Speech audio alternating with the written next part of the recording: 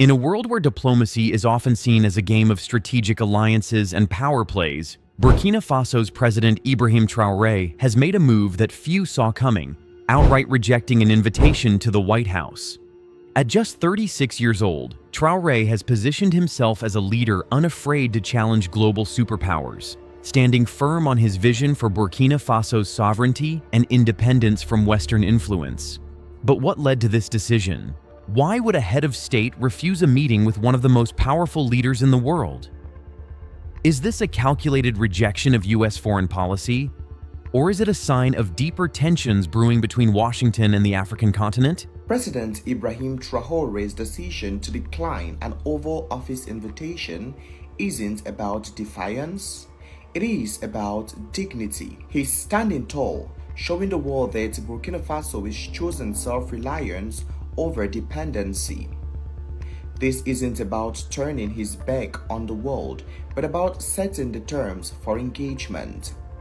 Ibrahim Traoré of Burkina Faso has turned down an invitation from President Trump. Now, this is a first because usually African leaders are falling over themselves to get an invitation to go to United States of America on a state visit. But Traoré said that no, he was busy with building projects and other things that he was busy doing. Now, Trump is said to have been very upset because obviously to him, this is not giving him enough respect. And of course, we know Donald Trump, he demands that he be given the respect he thinks he deserves. This is not just about one leader turning down an invitation, it's about a broader shift in international relations as African nations reassess their ties with the West and explore new partnerships. With Burkina Faso strengthening its alliances with Russia, China, and regional African powers, Traoré's refusal could mark a defining moment in the country's geopolitical trajectory. So, what does this mean for Burkina Faso, the United States, and global diplomacy as a whole? Stick around as we break down the implications of Traoré's decision, the reactions from both sides, and what the future holds for Burkina Faso in this rapidly changing world order. A defiant stand in a shifting world order. What does Burkina Faso's President Ibrahim Traoré's rejection of a U.S. Oval Office invitation symbolize for global diplomacy? Does this act reflect a broader push for African sovereignty and a shift away from Western dominance? How might this defiant stand impact Burkina Faso's foreign policy, particularly in strengthening ties with Russia and China? In what ways could this reshape U.S.-Africa relations and challenge America's traditional influence on the continent?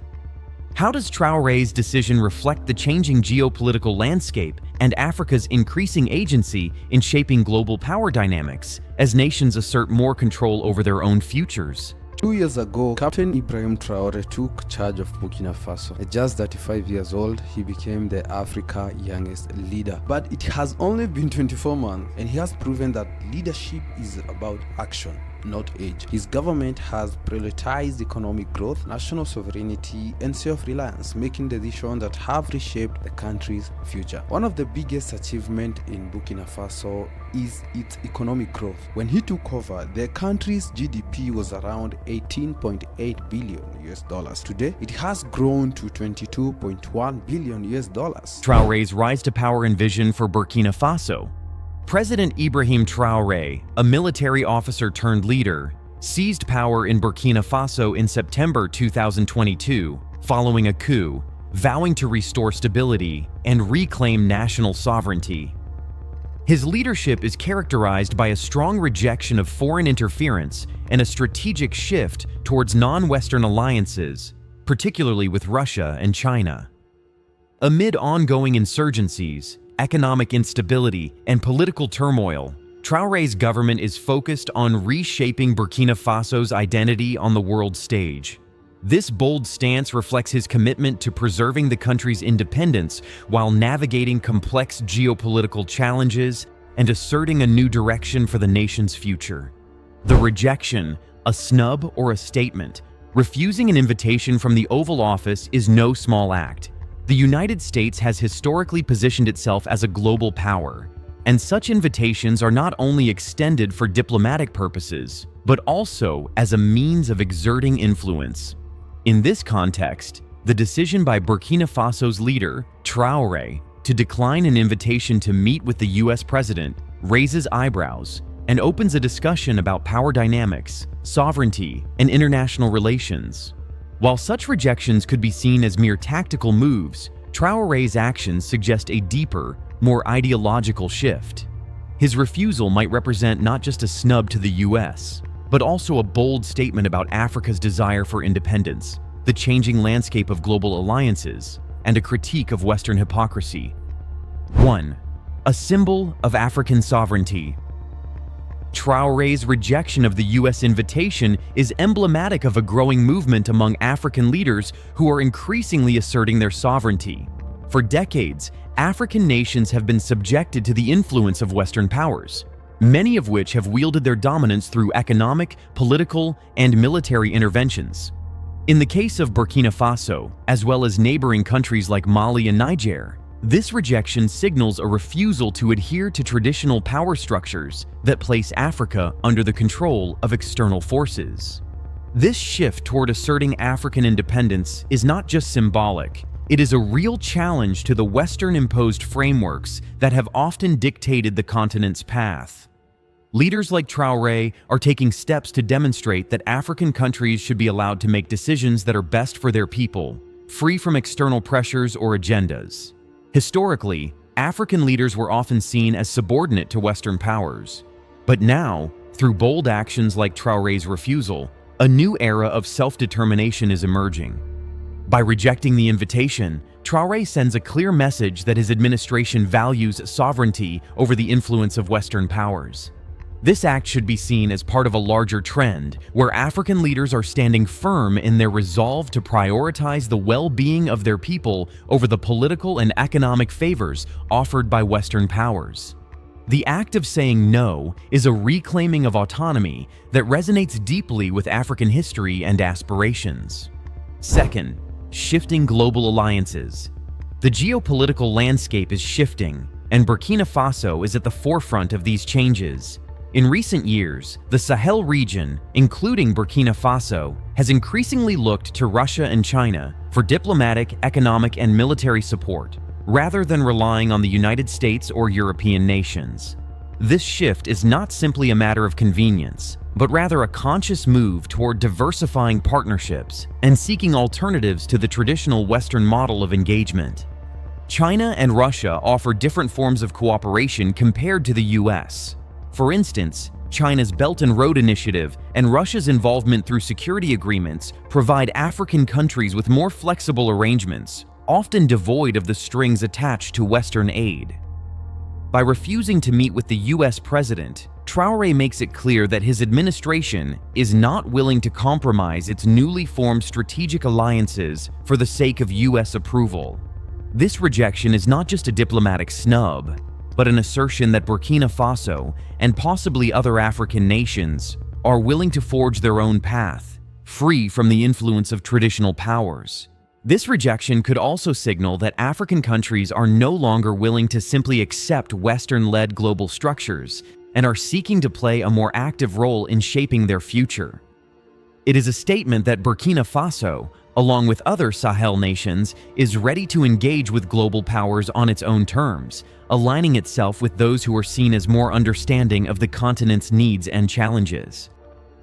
Third, critique of Western hypocrisy. A key factor in Traoré's decision to reject the U.S. invitation could be the perception of hypocrisy in U.S. foreign policy. The United States has long positioned itself as a champion of democracy, human rights, and global peace. However, its historical involvement in African affairs has often been marked by exploitation, selective intervention, and a disregard for the sovereignty of African nations. From the colonial era to the Cold War, and even in more recent interventions in Libya and other parts of Africa, the U.S. has been seen as more interested in its own strategic and economic interests than in the welfare of African people. Leaders like Traoré are increasingly aware of these inconsistencies.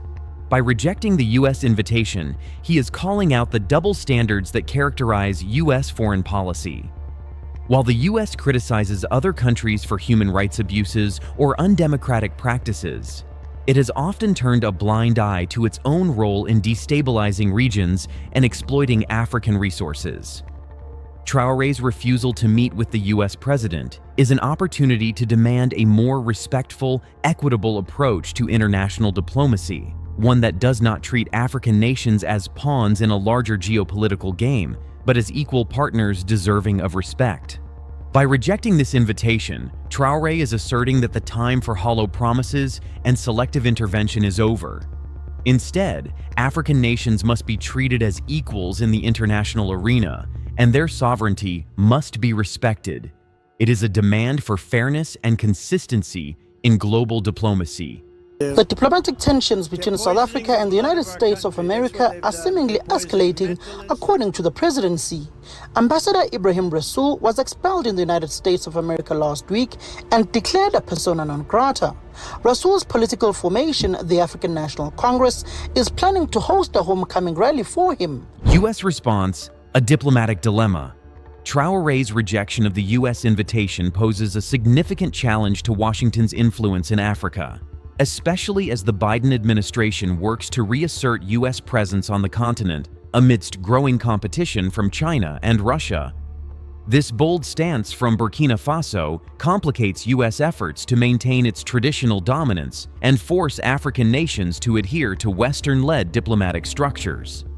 In this context, the U.S. must carefully navigate how to respond without further escalating tensions.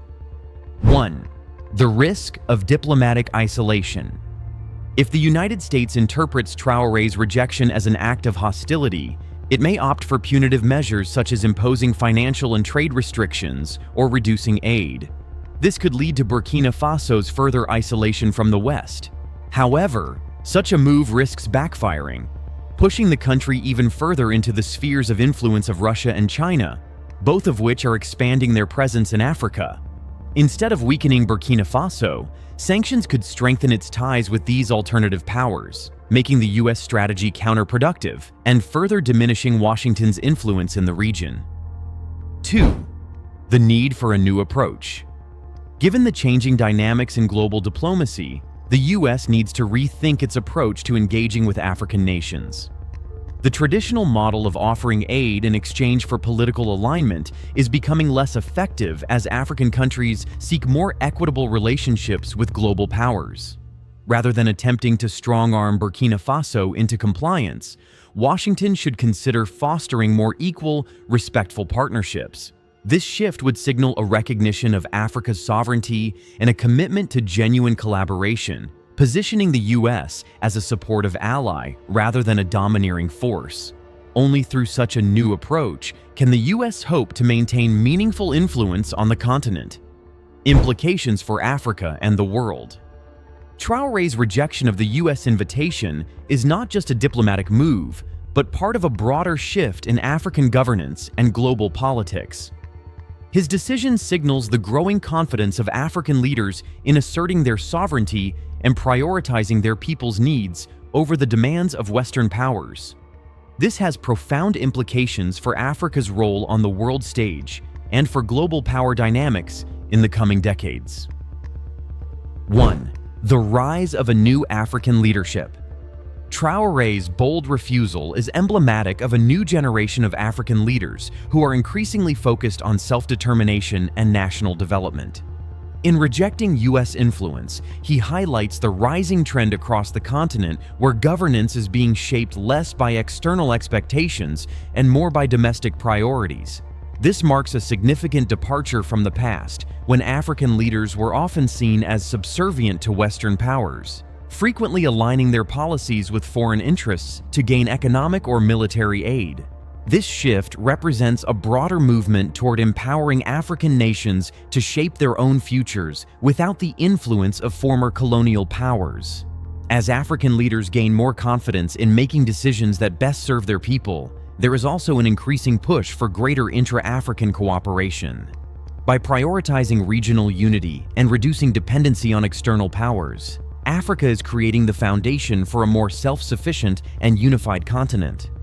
This evolving leadership style, focused on both economic and political sovereignty, could significantly alter the continent's trajectory in the coming decades, giving African nations more control over their destinies and boosting their presence in global discussions. 2. A multipolar world order.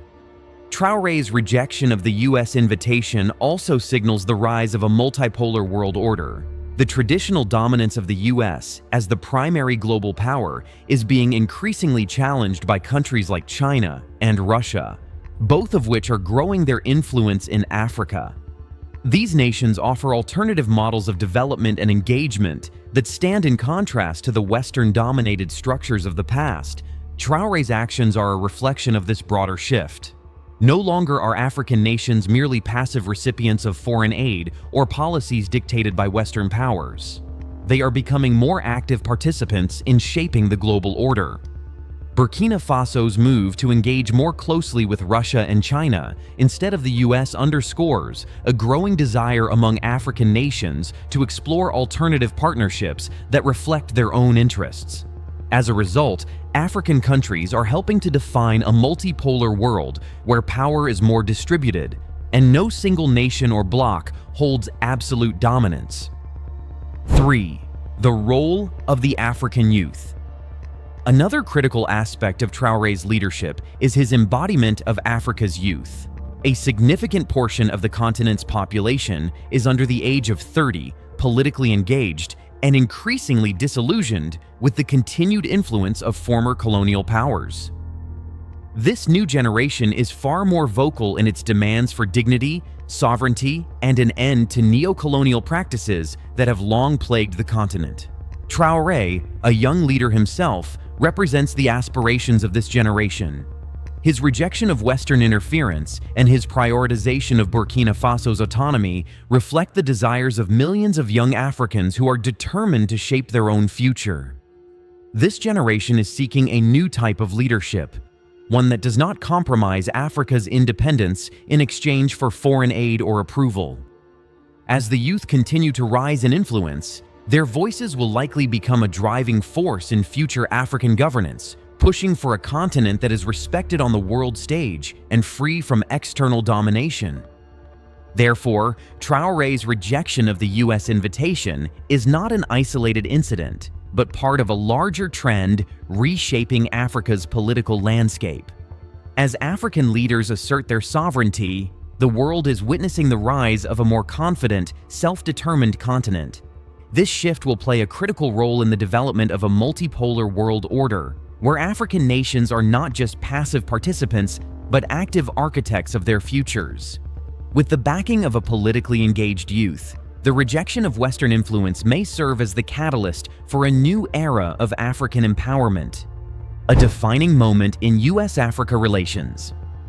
President Ibrahim Traoré's refusal to visit the Oval Office is more than just a diplomatic snub. It is a powerful statement about the changing dynamics of international relations.